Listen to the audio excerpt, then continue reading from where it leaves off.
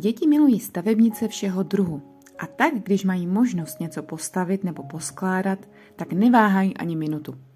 A proto kaštanovou terapii můžeme schovat do skládání nebo hraní her.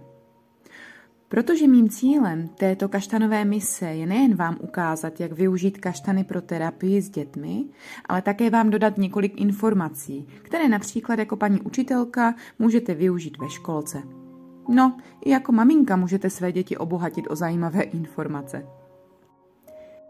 Tak tady je pár zajímavých informací o kaštanech, než vám ukážu další z mnoha způsobů, jak s kaštany pracovat.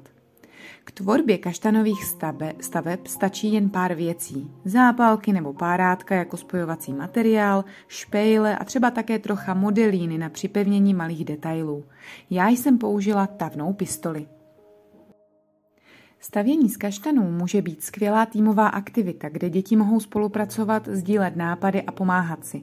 Můžou si vytvořit vlastní kaštanové město nebo zoo. Dneska nám kaštany pomohou konstruovat různé stavby a stavět různé obrazce. Tím, že děti s kaštany manipulují, se vracíme ke dní 1, když jsme si říkali, že pouhý dotyk a mačkání kaštanů má za následek uklidnění dítěte, soustředění se na přítomný okamžik a sklidnění. No a hurá do akce! Takže nás čekají konstrukce a stavby z kaštanů.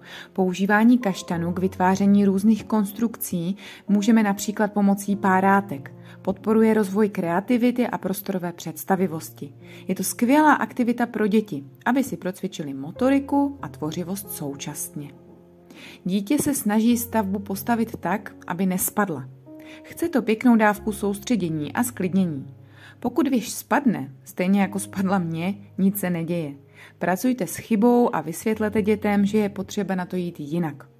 Pokud se vám povede stavbu postavit, tak se nezapomeňte pochválit, aby se vám vyplavily ty správné hormony. Z kaštanů můžeme stavět také různé obrazce, srdíčka, kruhy, spirály, domečky, ale také můžeme vytvořit například labyrint, který bude sloužit jako dráha pro autíčko, nebo si ho děti mohou sami projít. Je dobré nakreslit vzor na papír, aby se děti soustředili na to, že musí spolupracovat oko s rukou. A mezi terapeutické hry na rozvoj emocí a komunikace patří třeba kaštanové domino.